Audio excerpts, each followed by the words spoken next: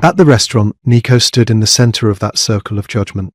5 men waiting for his answer, waiting to see if he'd kill to prove loyalty to old methods, waiting to see if the waitress had destroyed him. He thought about his father, about swift action and early graves, about 20 years of building power through fear and immediate consequences, about the empire he'd created and the reputation that made men cross the street to avoid him. Then he thought about Elena, about questions that made him think strategically, about patterns she saw that no one else noticed, about 3 weeks of conversations that sharpened his mind instead of dulling it, about the fact that his recent decisions had been more effective, more profitable, more sustainable than anything he'd done in the previous 3 years. You want proof I'm still capable of violence?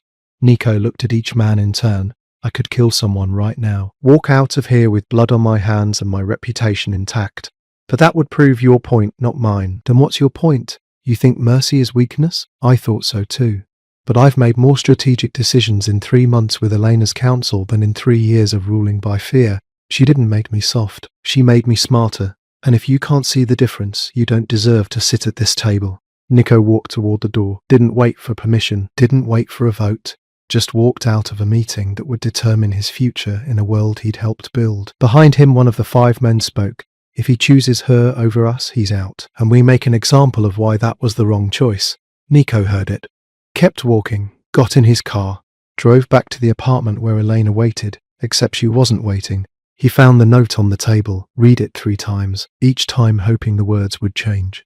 They didn't. For the first time in 20 years, Nico Santoro lost his composure entirely, picked up the table and threw it against the wall, shattered glass, broke furniture, destroyed the room while looking for any clue about where she'd gone. His phone rang. Tommy. Boss, they voted. You're out. Effective immediately, and they've put 50,000 on the girl's head. Every hustler and amateur in Chicago will be looking for her by morning. They want to prove a point about what happens when you choose wrong. Nico stopped destroying furniture, went very still. How long do I have? Words already spreading. You've got maybe 6 hours before every street corner has eyes looking for a girl matching her description. 6 hours to find Elena in a city of 3 million people. 6 hours before she became prey to everyone who wanted to prove the old guard was right. 6 hours to save the person who'd saved him.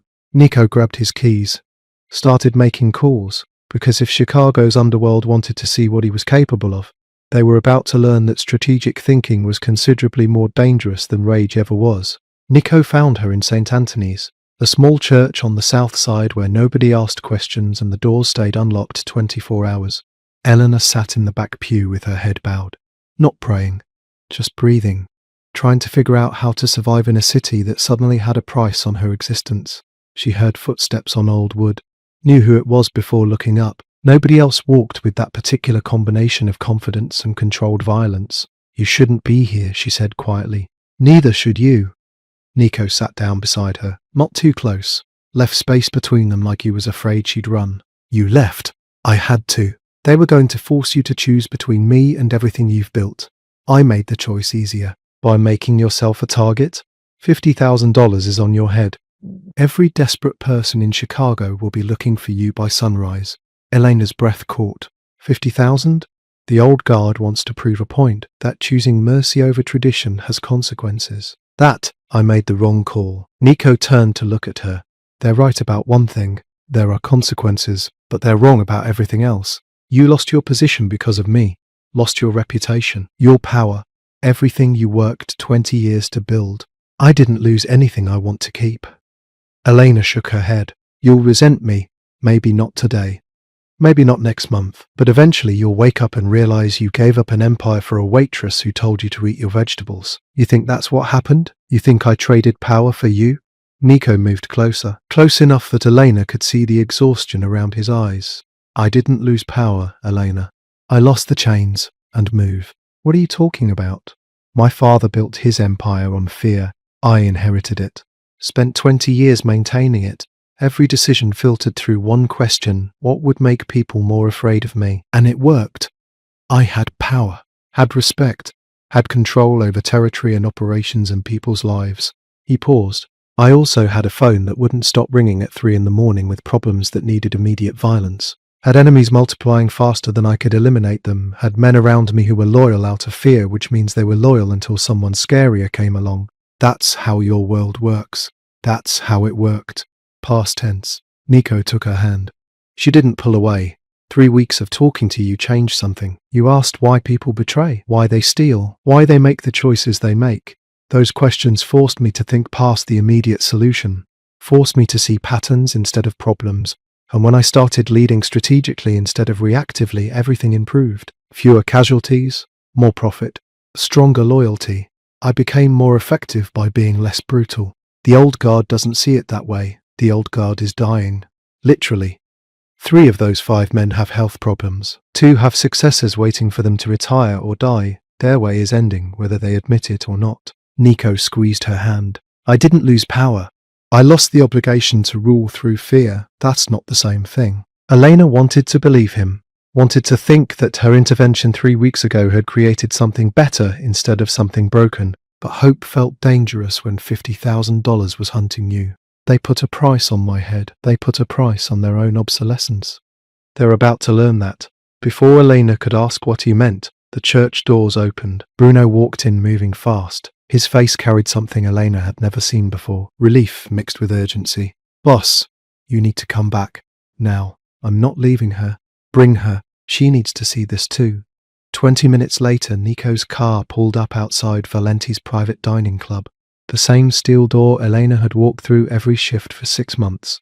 The same unmarked entrance that led to a world she'd tried to stay invisible in. Tonight, the dining room was packed. Not with the 5 old men who'd voted Nico out. Not with the traditional power structure that had ruled Chicago's underground for decades. But with faces Elena recognized from the periphery. Younger men, the operators who did the actual work while old men made decisions in closed meetings. Tommy stood at the center of the room. When Nico and Elena entered, everyone went quiet. We heard what happened, Tommy said. His voice carried to every corner. Heard the council voted you out. Heard they put a bounty on Elena. Heard they think choosing strategy over violence makes you weak. Nico said nothing. Waited. They're wrong. We've watched you lead differently these past 3 months. Watched casualties drop while profits rose. Watched you negotiate solutions instead of creating bloodbaths. Watched you build something sustainable instead of something that requires constant violence to maintain. Tommy looked around the room. The old way is dying. We've watched you lead with your head instead of your fists, and we've thrived. We're with you. The room erupted. Not with violence, with affirmation. 40 voices speaking at once. Loyalty declared through words instead of fear. Bruno stepped forward. The council thinks they can remove you and install someone else. They underestimate how many people prefer strategic leadership to impulsive brutality. We've been talking quietly, building consensus. You're not out, boss. You're just leading a different coalition. Eleanor watched this revolution happen in real time. Watched the old power structure get replaced not through violence but through defection. Men who'd been waiting for permission to do things differently now had it. Nico turned to her. You didn't make me weak. You made me smarter. And intelligence attracts better people than fear ever did. Over the next week, the shift became permanent. The old council found their orders ignored, their threats empty, their power evaporated because the people who executed their decisions had chosen a different leader. Nico's reputation evolved, not as the most brutal, as the most strategic. Word spread through Chicago's underground that the smart operators worked for Santoro. That calculated moves paid better than body counts. That loyalty built on respect lasted longer than loyalty built on terror. Eleanor became known not as Nico's weakness but as his advantage, the pattern reader, the question asker, the person who made better decisions possible by forcing thought before action. The $50,000 bounty disappeared, not because the old council cancelled it, because nobody would collect it. Taking out Elena meant declaring war on the new power structure. Nobody was that stupid. Restraint became the new power play. The old way of immediate violence got replaced with strategic patience, and the men who'd voted Nico out found themselves increasingly irrelevant in a world that had moved past them. Revolution happened quietly, without shots fired, without bodies dropped, just a shift in who people chose to follow and why. 6 months after the quiet revolution, Valenti's private dining club looked the same from the outside. Same steel door, same lack of signage, same guards who never smiled. But inside, everything had changed. The dining room still filled with dangerous men making dangerous deals. Money still changed hands under tables. Power still concentrated in conversations spoken too quietly for outsiders to hear. But the violence had decreased. The body count had dropped. Negotiations replaced bullets more often than not.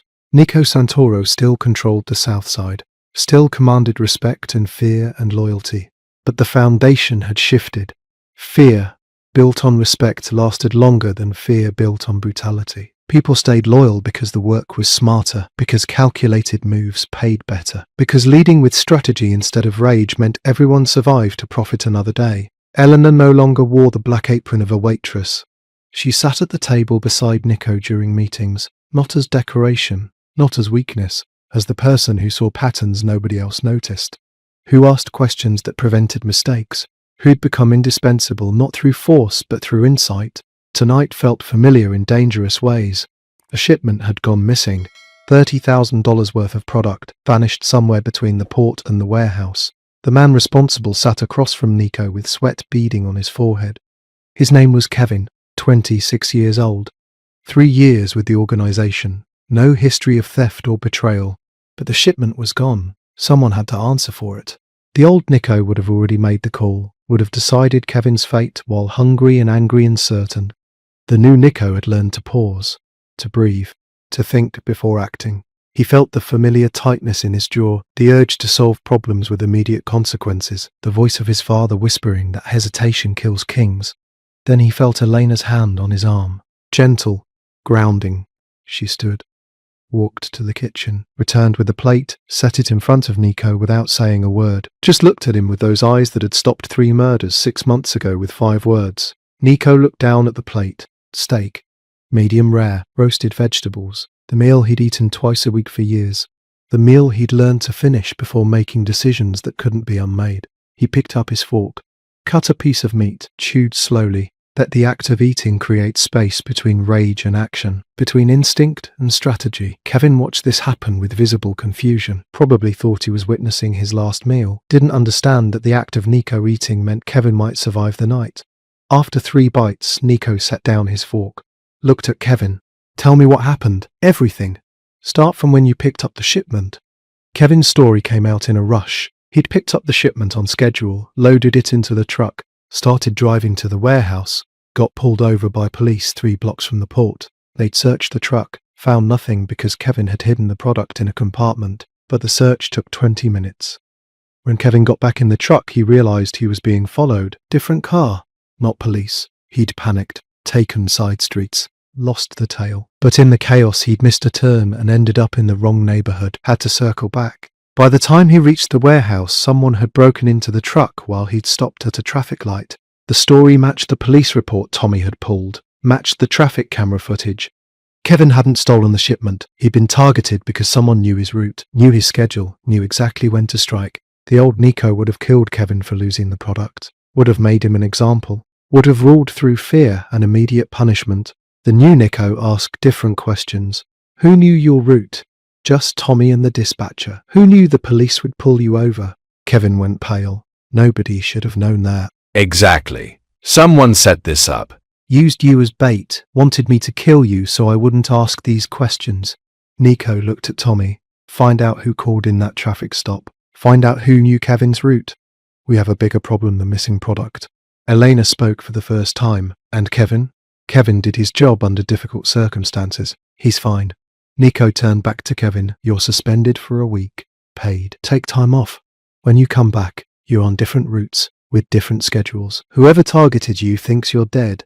Let's keep it that way. Kevin left looking like he'd been granted a reprieve from execution, which he had, just not the kind he expected. After the room cleared, Elena sat down across from Nico. Your father would have killed him. My father died at 43. I'm 41. Every day I outlive him is proof that his way wasn't the only way. Nico reached across the table, took her hand. You saved 3 lives that first night. You've saved dozens since. Not by stopping me from killing, by teaching me to think before I do. I just reminded you to eat. You reminded me that power doesn't come from the fastest trigger. It comes from the clearest mind. And the clearest minds are fed, rested, and calm. Eleanor smiled. Small, real. The kind of smile that came from knowing you'd survived impossible odds and come out stronger. You're learning. I had a good teacher. Their relationship had evolved into something neither could fully define. Not quite romance. Not quite partnership. Something between strategy and affection. Between respect and need. They shared a bed sometimes. Shared decisions always. Built something that worked because it was honest about what it was and wasn't. Eleanor had gone from invisible to indispensable, from prey to partner, from a girl who disappeared into rooms to a woman who commanded attention without saying a word. The city's most dangerous men waited for her to finish speaking before they acted, not because she threatened them, because she made them smarter. Tommy burst through the door, didn't knock. That meant emergency, boss. We've got a problem. Detroit's making moves. They think the change in your operation means you're weak. They're pushing into Southside territory, testing boundaries. 6 months ago, this news would have sent Nico into immediate action, would have triggered violence and retaliation and a body count that accomplished nothing except proving brutality. Tonight, Nico looked at Elena. She looked back. Neither spoke. Didn't need to. 6 months of conversations had built a language without words. Nico turned to Tommy. Set up a meeting. Neutral location. I want to talk to Detroit before anyone starts shooting. They might see that as weakness. They might, or they might see it as confidence. Either way, we talk first. Act later. Nico stood, helped Elena to her feet. And Tommy? Make sure they know Elena will be at the table. If they're smart, they'll bring someone who can match her. If they're stupid, they'll come ready for violence. We'll know what we're dealing with before anyone fires a shot. Tommy left to make the call. Nico and Elena stood alone in a dining room that had witnessed 6 months of transformation, where fear had been slowly replaced by strategy, where immediate consequences had been traded for calculated moves, where the old way of ruling had died quietly so something better could grow. Eleanor looked up at Nico. Detroit could be a problem. Detroit could be an opportunity. We'll figure it out. He smiled, genuinely. Together. Some kings rule by fear, others rule by fire. But the smartest ones? They rule by knowing when to eat first and kill later, if at all. But he didn't come for what Elena feared he'd come for. Didn't make demands. Didn't expect anything except conversation. He'd sit in the chair by the window. She'd stay on the couch. They'd talk. At first, the conversations felt forced. Nico would ask questions about her day. She'd give short answers. Long silences would stretch between words. But gradually something shifted.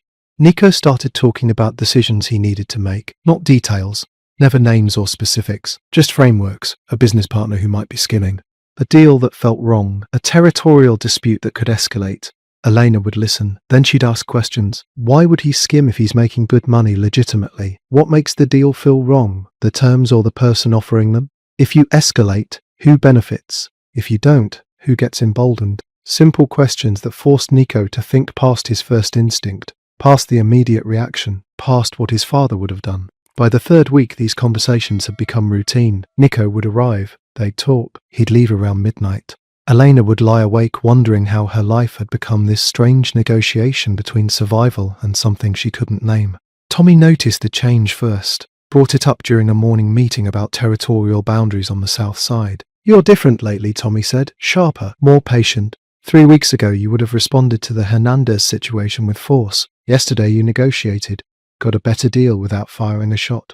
Nico had smiled, said nothing, but he knew where the shift came from. Elena didn't know his business, didn't understand the mechanics of what he did, but she understood people, understood patterns, understood that most problems had solutions that didn't require violence if you were willing to think past the immediate satisfaction of breaking something. The organization noticed. Casualties dropped, profits rose, loyalty strengthened because people respected calculated moves more than reactive ones. Nico's reputation evolved from dangerous to strategic, from feared to respected. But rumors spread like smoke through the city's underground. Nico Santoro was being controlled by a woman. A waitress had tamed the wolf. He'd gone soft because some girl whispered in his ear at night. The rumors reached Sal Corvino in the warehouse where Nico had him working off his debt. Corvino heard the stories. Heard how a nobody had influenced a man who'd almost killed him. Heard how that nobody lived in a protected apartment with minimal security because Nico thought she was safe. Corvino started planning. Not revenge against Nico. That was suicide. But revenge against the girl who'd convinced Nico that mercy was strength. That was achievable. That would hurt Nico in ways a bullet couldn't. Inside the apartment, Elena stood at the windows watching the city lights. 3 weeks of being visible had taught her something she'd spent 23 years avoiding. Being seen was exhausting. Every moment carried weight. Every word mattered. Every decision had consequences that rippled beyond herself. She missed being invisible, missed the freedom of existing without consequence, missed knowing exactly who she was because nobody else was paying attention. Behind her, the door opened. 3 knocks. Right on schedule. Nico stepped inside.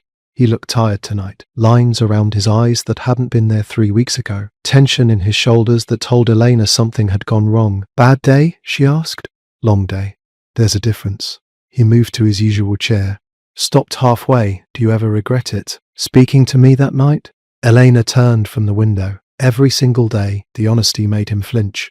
I can't undo it. Can't send you back to being invisible. I know, that's what I regret. Not the speaking. The knowing I can never go back. Nico crossed the remaining distance between them. Stood close enough that Eleanor could smell his cologne. Close enough that she had to tilt her head back to meet his eyes. You saved 3 lives, he said quietly, including your own. That has to count for something. I traded invisibility for survival. Some days I'm not sure which one I needed more. Something shifted in Nico's expression. Something vulnerable that didn't belong on the face of a man who built empires on fear. He reached up, tucked a strand of hair behind her ear. His hand lingered against her cheek. Elena. She knew what was coming. Saw it in the way he looked at her, in the way his breathing changed, in the careful way he touched her like she might break. He leaned down. She turned her head. His lips grazed her cheek instead of her mouth. I can't, she whispered. Nico pulled back. Hurt flashed across his face before he could hide it. Why not? Because you don't want me. You want someone who makes you feel human. Someone who reminds you that there's more than violence and strategy and building kingdoms on other people's fear. Elena stepped away, created distance. That's dangerous for both of us. Because the moment I become something you need, I become something your enemies can use. You're already something they can use. Then don't make it worse by making me something you love. The word hung between them. Love. Neither of them had said it before. Now it filled the room like smoke, impossible to ignore. Nico opened his mouth to respond. The door slammed open. Bruno burst in, gun drawn, phone in his other hand. His face was pale. Boss, Corvino's making a move. He's got Elena's family. Elena's legs gave out. She hit the floor before Bruno could catch her. The room tilted sideways. Her sister's name came out as a sound she didn't recognize as her own voice. Anna. Nico crouched beside her, his hand gripped her shoulder. Where is she? Bruno held up his phone. Corvino sent a message. He wants Elena, says he'll trade the sister for her.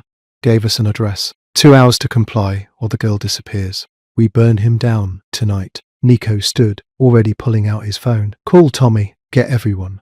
I want 20 men at that location in 30 minutes. We go in hard. We end this. No. Nico stopped dialing, looked at Elena like she'd spoken a language he didn't understand. No, his voice was dangerously quiet. Elena pushed herself to her feet. Her hands were shaking, but her voice steadied. That's exactly what he expects. That's the trap. He knows you'll come in with force. He's counting on it. Your sister is in danger. I'm not playing strategy games with her life. Neither am I, but rushing in is how people die. You taught me that. Elena grabbed his arm. Corvino wants you angry, wants you reactive. He knows you've changed. This is him proving you've gone soft. If you give him the violence he expects, he wins even if he dies. Nico's jaw tightened. Every instinct in his body screamed for immediate action, for overwhelming force, for the kind of response that would make Corvino regret being born. But Elena's words from 3 weeks ago echoed in his skull. Decisions made on an empty stomach. Decisions made in rage. Same problem. Same mistakes. What are you proposing? Use his expectations against him. Make him think he's won. Draw him somewhere public. Somewhere he feels safe. Elena's mind raced. He wants me. Let him think he's getting me, but on our terms, our location. Tommy arrived within 10 minutes. Bruno had already pulled up maps of the city. They gathered around Elena's kitchen table like it was a war room, which it was. Corvino's smart enough to avoid your usual spots, Elena said. He'll expect a trap at any location connected to you, so we choose somewhere neutral. Somewhere public enough that he thinks you won't risk exposure, but controlled enough that we have the advantage. The warehouse district, Tommy suggested.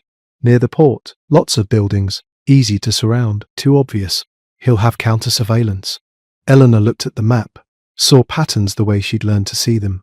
Empty glasses, tense shoulders, exits people needed before they knew they needed them. Here. The old manufacturing plant on Archer Avenue. It's been abandoned for 2 years. Public record says it's slated for demolition. He'll think it's neutral ground. And it's not. It's owned by a company your organization controls. You have keys, access, layouts. He doesn't know that. Elena met Nico's eyes. You tell him I'll meet him there, alone. Let him think he's calling the shots. Meanwhile, you're already inside. Waiting. Nico studied the map, studied her. This could go wrong in 50 different ways. So could charging him with guns. At least this way, we control more variables. The plan came together in 20 minutes. Bruno and Tommy would position teams around the building. Nico would be inside with 3 men. Elena would walk in alone, wearing a wire, drawing Corvino into the open. The part Elena didn't say out loud. She'd be the bait. The thing Corvino wanted. The vulnerability he thought he could exploit. As the men prepared to move, Elena's composure finally cracked. She sat at the table with her head in her hands, shoulders shaking. This was her baby sister. Anna was 19, taking classes at community college, working part-time at a bookstore. She had nothing to do with this world, nothing to do with Nico or Corvino or any of the choices Elena had made. Nico dismissed everyone from the room, sat down beside her, didn't touch her, just sat close enough that she could feel his presence. I will get her back, he said quietly, and Corvino will wish I'd killed him that first night. That's a promise. Elena looked up. Her eyes were red but dry. If anything happens to her, it won't. But if it does, then I'll spend the rest of my life making sure Corvino regrets every second of his. Nico's voice carried absolute certainty. But it won't come to that. Your sister will be home tonight, alive, unharmed, whatever it takes. 2 hours later, Elena walked into the abandoned manufacturing plant alone. The building smelled like rust and decay. Her footsteps echoed on concrete. The wire taped to her ribs felt like it was burning through her skin. I'm here, Corvino. Her voice carried through the empty space. Let my sister go. Lights flooded on, temporary work lights that Corvino must have brought. Anna sat tied to a chair in the center of the room. Tape across her mouth. Terror in her eyes. But alive, breathing, whole. Relief hit Elena so hard she almost stumbled. Corvino stepped out from behind a support column. He looked thinner than she remembered. Hungrier, desperate in a way that made him more dangerous than confident.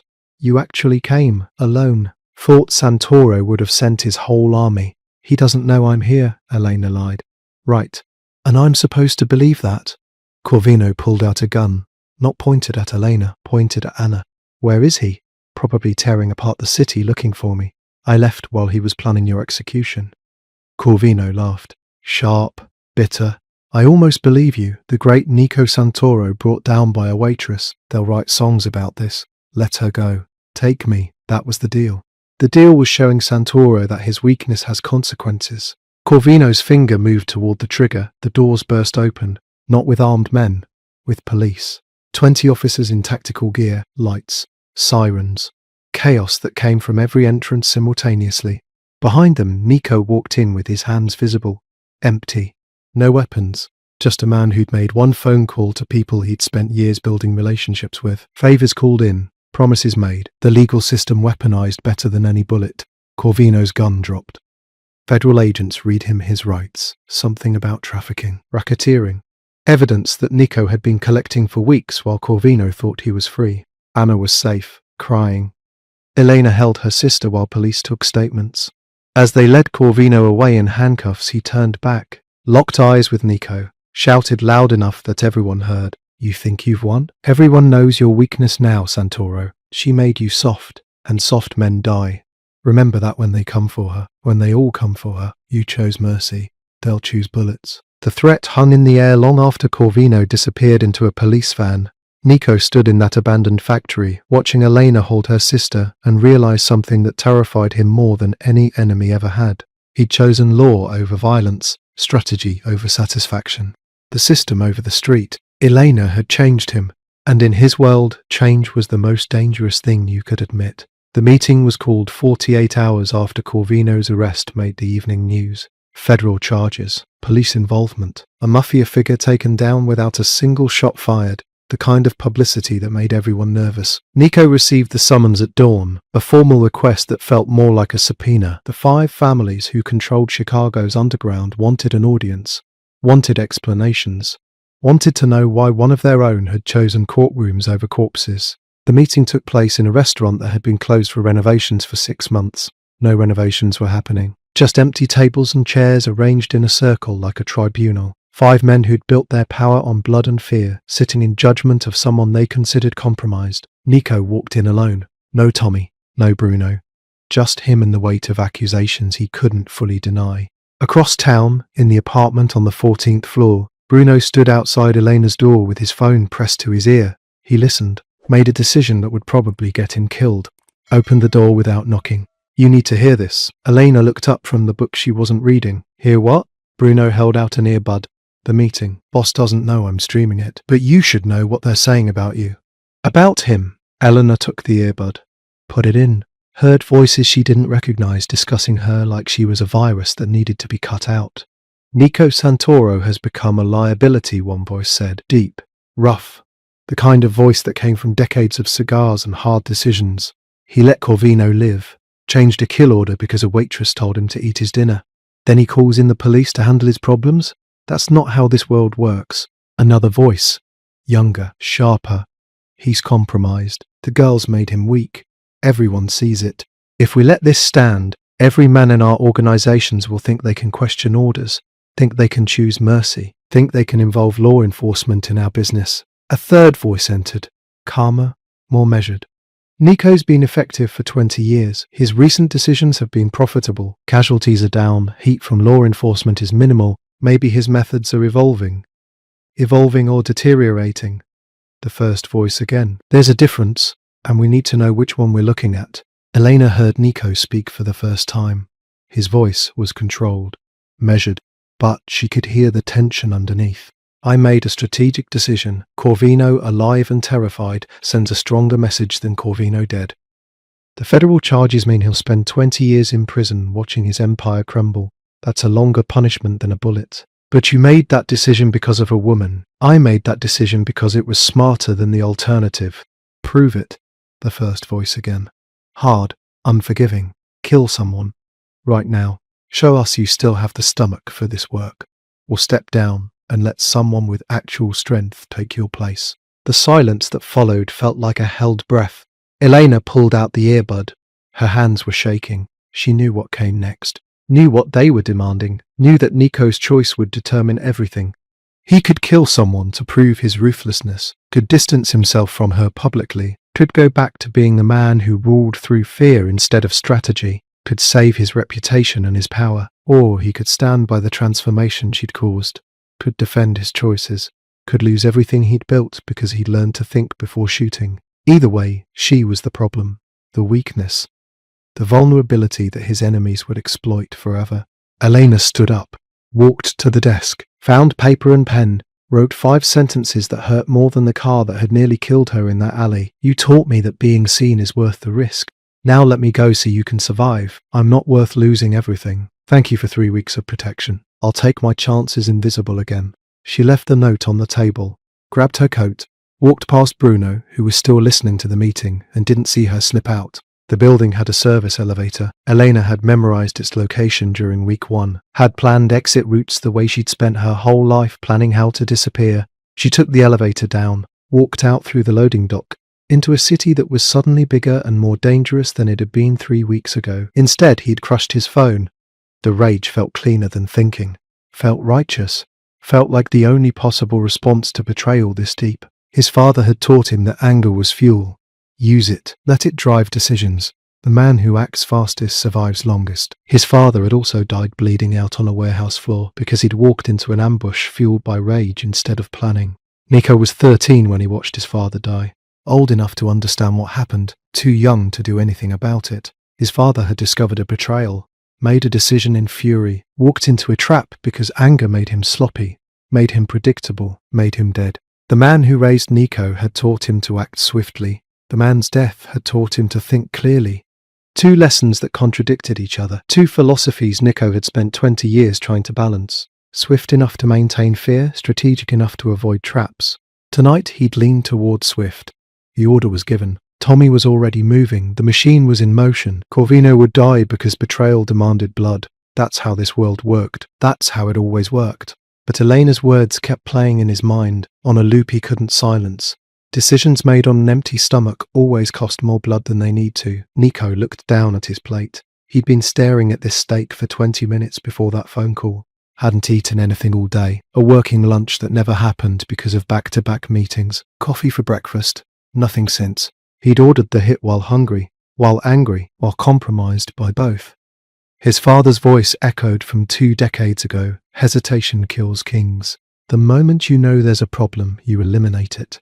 Questions come later. Action comes first. But his father died at 43.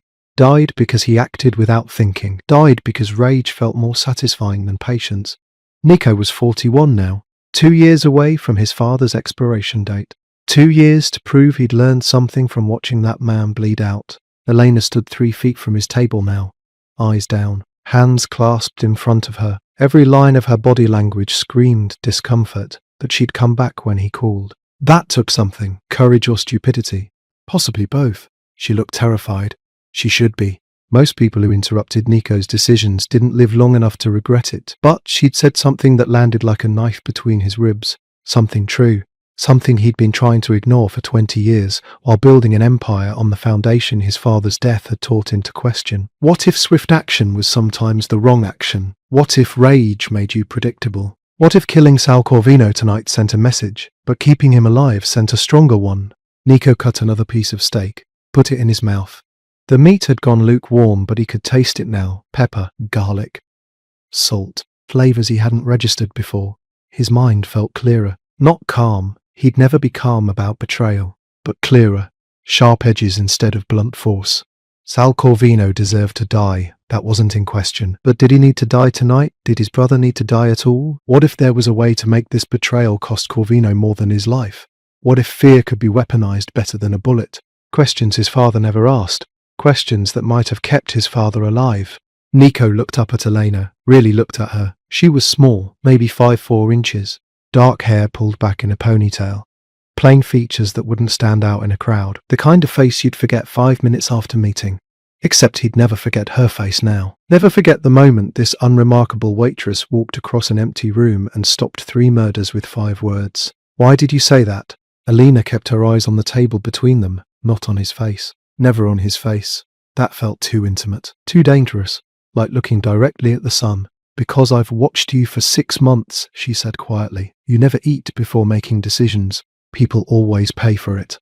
The silence that followed felt heavy enough to crush her. Elena could hear her own heartbeat, could hear the hum of the kitchen refrigerators through the wall, could hear absolutely nothing from the man sitting 3 feet away. When Nico finally spoke, his voice carried something she couldn't identify. Surprise, maybe. Or something close to it. You've been watching me. Not a question. A statement that demanded explanation. Eleanor's fingers twisted together. Not watching. Noticing. There's a difference. Explain the difference. Watching means paying attention to a person. Noticing means seeing patterns. I notice when your water glass is empty. When the room gets tense before anyone speaks. When someone needs their check before they ask for it. She paused. I noticed you never finish your meals before meetings. That's not about you. That's about what hungry people do. Nico leaned back in his chair. The leather creaked under his weight. Sit down. I'd rather stand. That's not a request. I know. Eleanor kept her voice steady even though her legs felt like water. But sitting at your table changes things. Makes me part of something. I'm just a waitress who brought you food at a bad time. You're considerably more than that now. Nico gestured to the chair again. Sit. Eleanor remained standing. Respectfully, no. Whatever you need to say to me, you can say it while I'm on my feet. For 3 seconds she thought she'd gone too far. Thought she'd used up whatever luck had kept her alive this long. Then Nico did something unexpected. He smiled. Small, brief, but real. Smart, he said. Sitting at my table would make you complicit. Standing keeps you separate. Standing keeps you separate. You've thought about the optics. I've thought about survival. Same thing in my world. Nico picked up his wine glass, found it empty, and set it back down. Tell me what else you've noticed. Elena's mind raced. This felt like a test, the kind where wrong answers had permanent consequences. Your jaw tightens before you make phone calls. You roll your shoulders back before bad conversations. The room goes quiet when you go quiet, like everyone's holding their breath. And you leave your meals unfinished before meetings in the back room. How many times have you seen that pattern? Every time you've been here. At least 40 times over 6 months. Nico's expression shifted. Something crossed his face that looked almost like respect.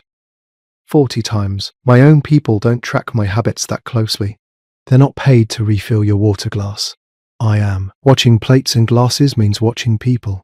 Elena hesitated, then continued. I don't know what you do. I don't know who you are, beyond a customer who tips well and orders the same meal twice a week. But I know hungry men make bad decisions. I've watched it my whole life. Your father? The question landed like a physical blow. Eleanor's breath caught. How did you? You said you've watched it your whole life. That means family, father or brother. The way you said it suggests father. Nico's eyes never left her face. Am I wrong? Elena shook her head slowly. He worked double shifts at a factory, came home exhausted, skipped meals, yelled at everyone, made decisions that hurt people. My mother, my brother, me. All because he was running on empty and too proud to admit it. And you think I'm like your father? No. Elena's response came faster than she expected. I think you're smarter than him, which means you know better, which means tonight was different. You were angry about something big enough to skip eating. That's when people make choices they can't take back. What makes you think I want to take anything back? You're still sitting here. You're still eating. If you'd already made up your mind completely, you would have ignored me. The accuracy of that statement hung in the air between them. Nico's phone sat on the table, screen shattered but functional. He could make a call right now, could confirm the order he'd already given, could end this conversation and everything that came with it. Instead, he asked another question. Hypothetically, if someone betrayed me, stole from me, sold information about my operations to people who want to destroy everything I've built, what would you do about it? Elena's stomach dropped. This was real, not hypothetical. Someone had betrayed him tonight. That's what the phone call was about. That's why the room emptied. That's why 3 lives hung in the balance. I don't know your world, she said carefully. Pretend you do. What would you do? Elena thought about her father, about all the times he'd lashed out in anger and regretted it the next morning, about bridges burned that could have been repaired, about relationships destroyed that might have survived with different choices. I'd ask why they did it. Nico's eyebrows rose. Why? People don't betray someone without a reason. Maybe they were desperate, maybe they were scared, maybe someone pressured them, maybe they're stupid.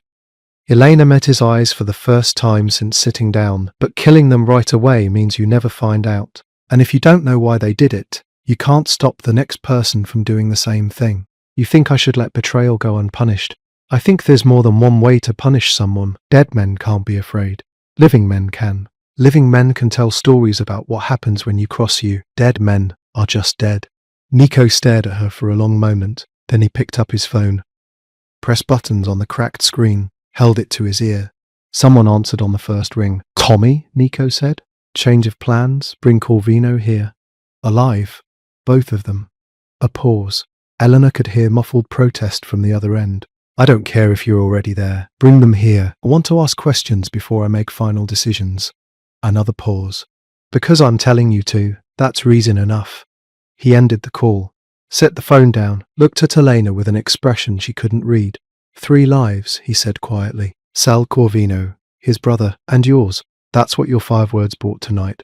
Elena's knees felt weak. Mine? You interrupted me, questioned my decision. That usually ends badly for people. Nico stood up from the table. He was taller than she'd realized. But you were right. I made that call angry and hungry. 2 things that make men sloppy. My father died being sloppy.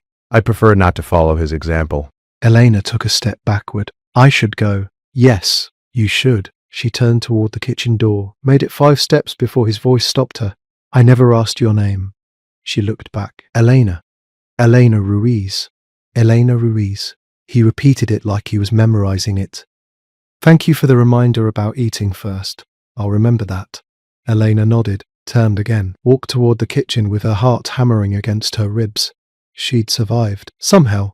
Against every probability. She'd spoken to Nico Santoro and lived to walk away. She pushed through the kitchen door and let it swing shut behind her.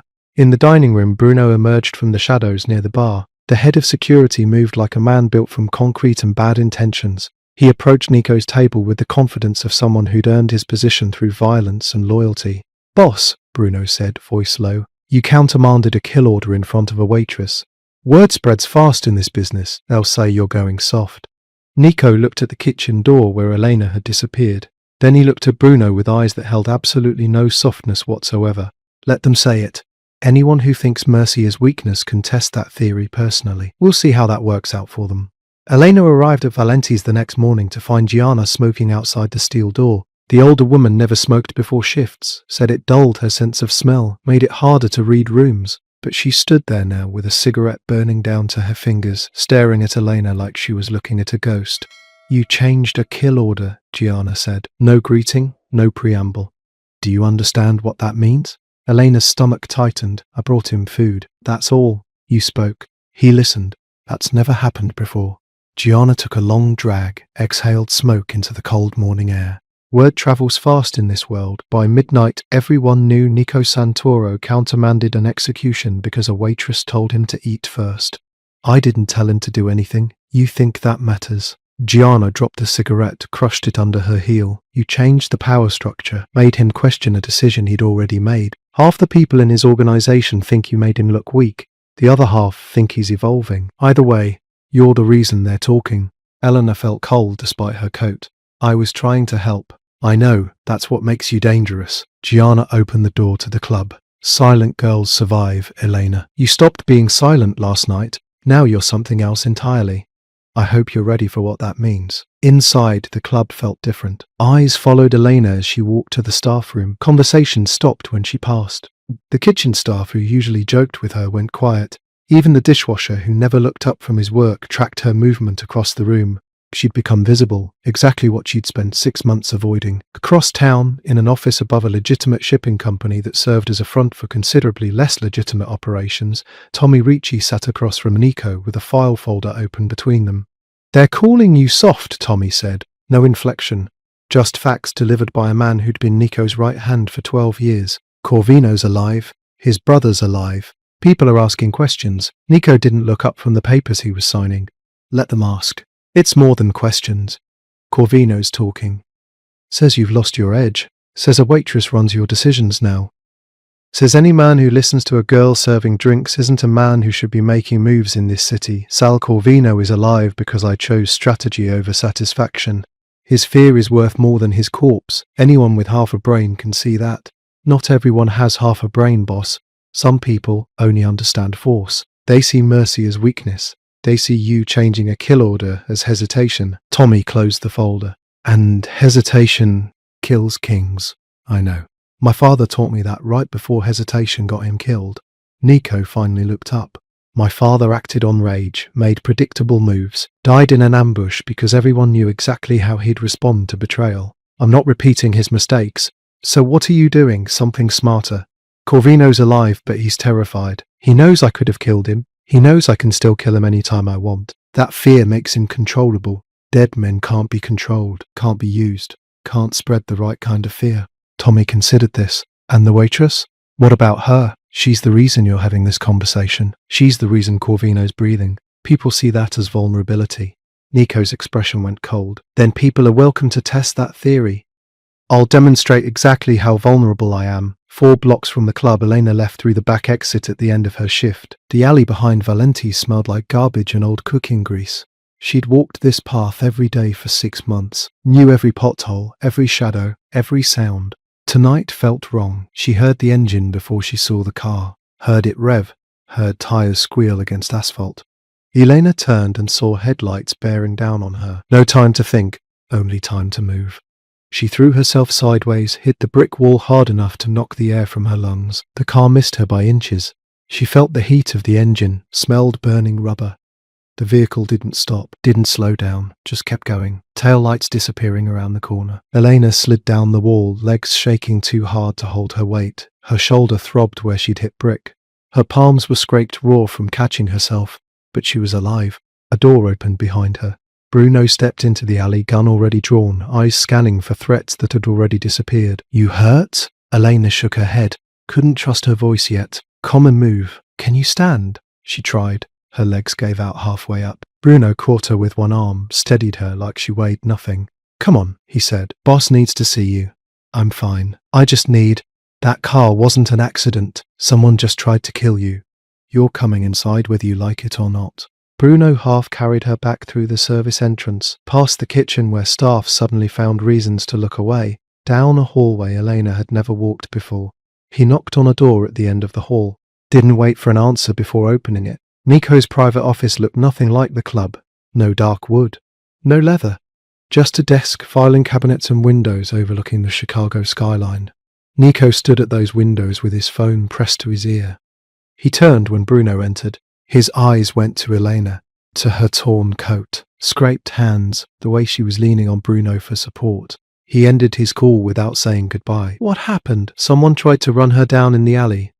Black sedan, no plates I could see. They were waiting for her shift to end. Nico crossed the room in 4 strides. He took Elena's face in his hands, tilted her head to check for injuries. His touch was surprisingly gentle for hands that had done terrible things. Are you hurt? I'm okay.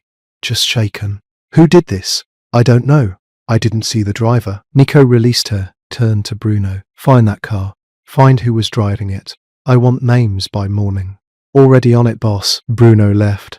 The door clicked shut. Elena found herself alone with Nico, in a room that suddenly felt too small. This is my fault, she said quietly. No, this is the price of people thinking I've gone soft. Nico moved back to his desk, pulled out a chair. Sit down before you fall down. Elena sat. Her legs were still trembling. Someone wants to prove a point, Nico continued. They think killing you will show I've lost control, will demonstrate that my decisions can be questioned, that I'm vulnerable. Then let me go. I'll leave Chicago. Disappear. You'll never see me again. Too late for that. You're already a target. Running won't change it. Nico sat on the edge of his desk. I can protect you, will protect you, but protection in my world comes with conditions. What conditions? You belong to me, not as property, as someone under my protection. That means you live where I say, go where I approve. Accept security I assign. You lose your freedom to keep your life. Elena's throat felt tight. And if I refuse, then you're prey. And prey doesn't last long in Chicago. The choice was no choice at all. Accept protection and lose everything that made her invisible. Refuse and die in an alley trying to stay free. Elena looked at her scraped palms, at the torn fabric of her coat, at the man who held her survival in his hands. How does this work? The apartment sat on the 14th floor of a building Nico owned through a shell corporation. 2 bedrooms. Modern kitchen, windows overlooking Lake Michigan, the kind of place Elena could never afford on a waitress salary, the kind of place that felt more like a gilded cage than freedom. Bruno stationed himself in the hallway outside, never left his post, never questioned why he was guarding a girl who served drinks for a living. Elena unpacked the single bag of belongings she'd been allowed to retrieve from her studio apartment. 3 changes of clothes, toiletries, a book she'd been reading. Everything she owned fit in one bag, everything she'd been fit in even less space now. She didn't accept protection because she trusted Nico Santoro.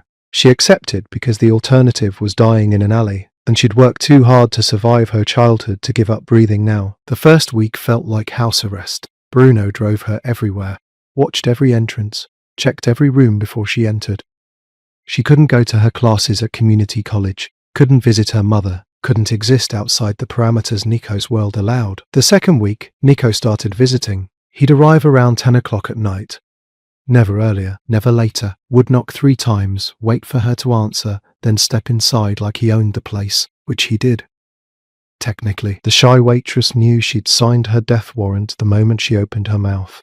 But Eleanor Ruiz crossed the abandoned dining room anyway, stopping 3 feet from where Nico Santoro stood with a crushed phone in his palm and murder in his eyes, and said the 5 words that would either save 3 lives or end hers. Eat first, kill later. The tray had been trembling in her hand 60 seconds earlier. Elena watched from the kitchen doorway as the music died mid-note. The piano player's fingers froze above the keys. Conversation stopped as if someone had cut the audio in a film.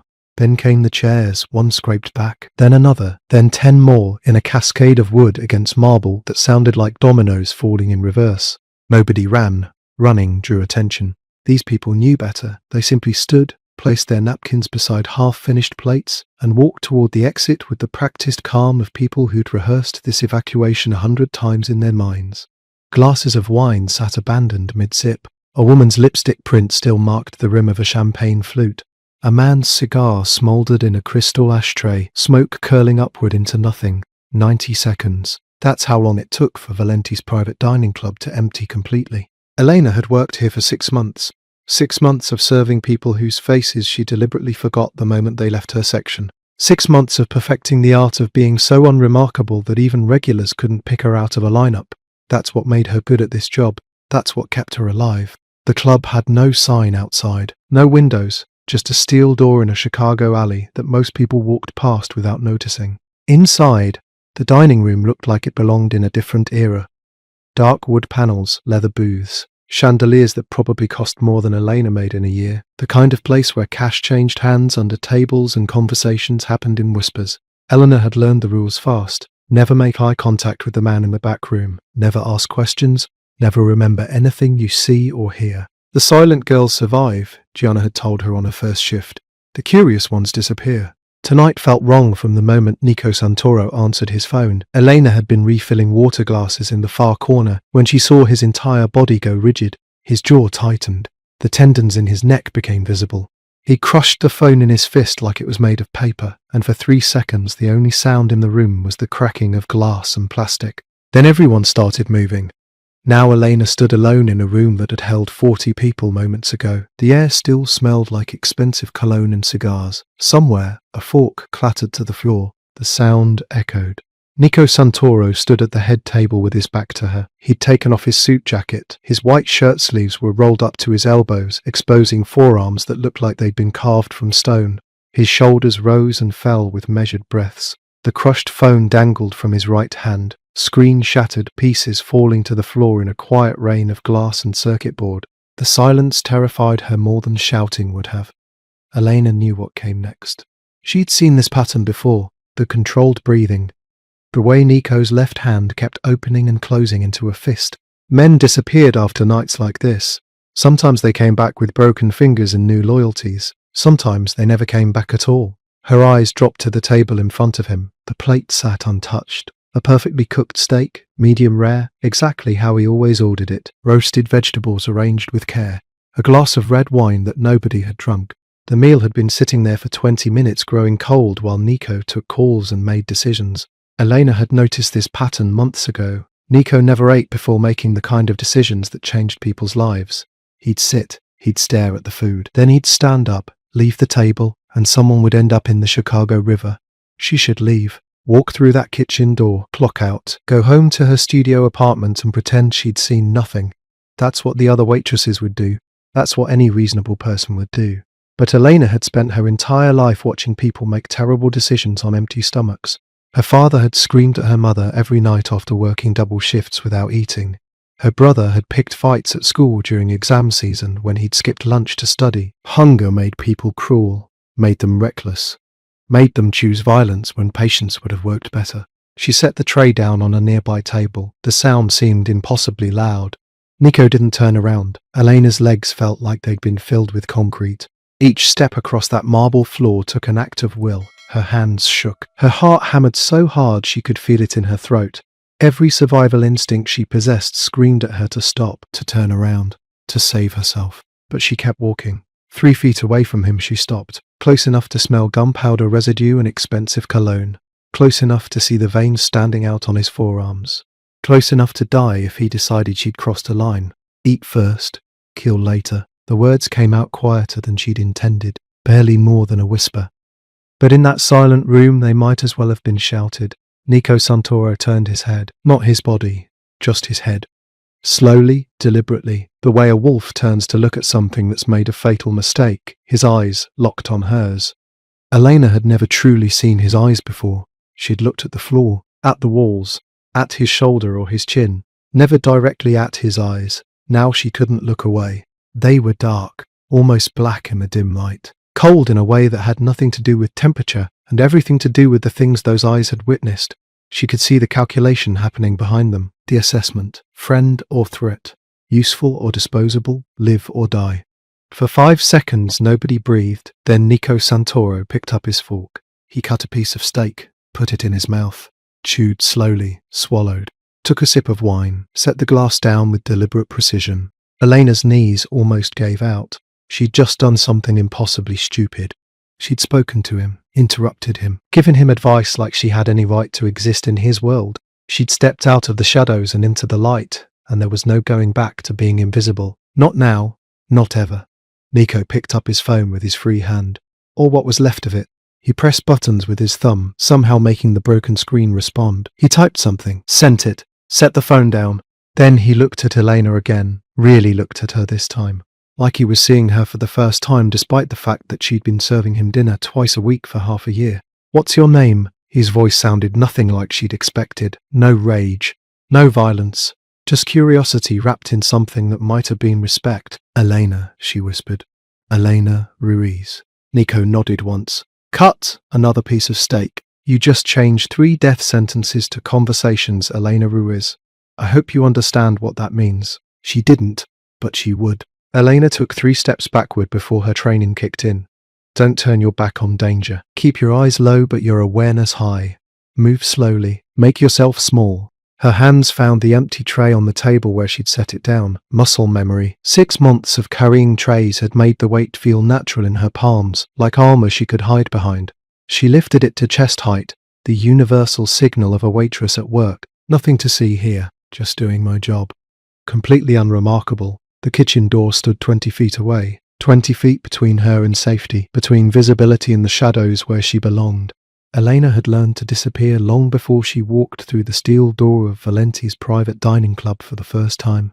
Growing up in a house where attention meant trouble, she'd mastered the art of existing without being noticed. When her father came home angry from the factory, Elena made herself small. When her mother picked fights over unpaid bills, Elena became furniture. When her older brother brought home friends who looked at her too long, Elena learned to leave rooms without anyone noticing she'd gone. Being forgettable kept you safe. Being invisible kept you alive. The job posting had appeared on a bulletin board at the community college where Elena took night classes. No experience necessary. Cash pay. Discretion required. She'd called the number. A woman with a smoker's voice told her to show up at an address in an alley off West Roosevelt Road at 8 o'clock. Wear black. Bring nothing. Elena had shown up. The woman behind the bar looked her up and down for maybe 5 seconds, then pushed an apron across the counter. "You start tonight. Keep your head down and your mouth shut. Girls who follow those rules make good money here. Girls who don't end up wishing they had." That woman was Gianna, 50 years old, with bleached blonde hair and lipstick that never quite stayed inside the lines. She'd been working at Valenti's for 15 years, which in this place might as well have been a Lifetime Achievement Award. "Silent girls survive," Gianna had told Elena during her first shift. Voice low while they folded napkins in the supply closet. "The curious ones disappear. You seem like a silent girl to me. Good. Stay that way." Elena had nodded. She understood the assignment. Valenti's had rules nobody wrote down but everyone knew. Never make eye contact with the people in the back room. Never ask what's in the bags that get handed under tables. Never remember faces. Never repeat conversations you overhear. Never wonder why someone stops showing up. The club paid her 4 times what she made at her previous waitressing job. Cash, handed to her in an envelope at the end of every shift. No taxes. No questions. No paper trail connecting her to anything that happened inside those walls. Elena excelled at the work because she'd spent 23 years learning to do exactly what Valenti's required. Be invisible. Notice nothing. Remember no one. Except Elena did notice. She couldn't help it. Not people. She trained herself to forget faces the moment customers left. But patterns were different. Patterns were safe. Patterns were just data. Numbers and rhythms and behaviors that repeated until they became predictable. She noticed when tensions rose before words were spoken. The way shoulders tightened. How conversations got quieter right before they got dangerous. She learned to read a room the way meteorologists read storm systems, sensing pressure changes before the lightning struck. She noticed when glasses were empty before customers realized they wanted refills. When someone glanced toward the exit, she'd already cleared a path through nearby tables. When voices started to rise, she'd positioned herself near the kitchen door, ready to vanish. Her invisibility became an asset. Nobody watched the waitress. Nobody thought about her presence. So nobody guarded their tells around her. That's how she started noticing Nico Santoro's patterns. He came in twice a week, always Tuesday and Friday nights. Always the same table in the back corner with a clear view of both entrances. Always ordered the same meal: steak, medium rare, roasted vegetables, red wine, water with no ice. And he never finished eating before making his important calls. Eleanor had served him at least 40 times over 6 months. She'd watched him take maybe 3 bites, then push the plate aside. His jaw would tighten, his shoulders would square. He'd stand up and walk to the private room in the back, leaving a full meal to go cold on the table. 20 minutes later, someone in the dining room would get a text. They'd leave quickly. By morning, Chicago News would report another incident nobody could trace back to anything. Elena noticed the pattern because patterns were all she allowed herself to see. This had nothing to do with curiosity about Nico Santoro. She didn't wonder about his life, didn't speculate about his business, didn't think about him at all outside the context of empty plates and uneaten food. But the pattern stuck in her mind because she'd seen it before. Her father making terrible decisions on an empty stomach. Her brother starting fights when he'd skipped meals. Her mother screaming about money at midnight when she'd forgotten to eat dinner. Hunger made people volatile. Made them choose the harshest option when a softer one might work better. Made them burn bridges they'd later wish they'd kept standing. The words that came out of her mouth tonight were instinct, not bravery. The same instinct that made her step between her parents during fights, holding out a sandwich and saying, "Eat something first, please." Sometimes it worked. Sometimes they ate. Sometimes the fight dissolved into tired silence instead of throwing plates and slammed doors. Sometimes it didn't work. Sometimes her intervention made things worse. She'd find out soon enough which category tonight fell into. Elena had almost reached the kitchen door when his voice cut through the silence. "Come back here." 3 words. Quiet, calm, completely terrifying. She froze.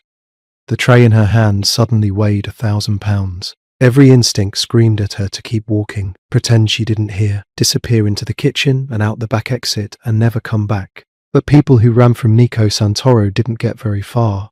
Elena turned around slowly. Her eyes went to the floor out of habit, but something made her lift them, made her look at where he sat at his table, fork and knife resting on the edge of his plate. His meal was half finished now, the wine glass sat empty. He gestured to the chair across from him. Not a request. A command delivered with a movement of his hand.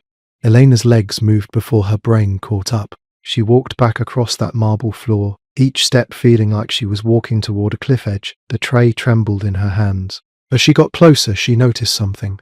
The red lights of security cameras throughout the room.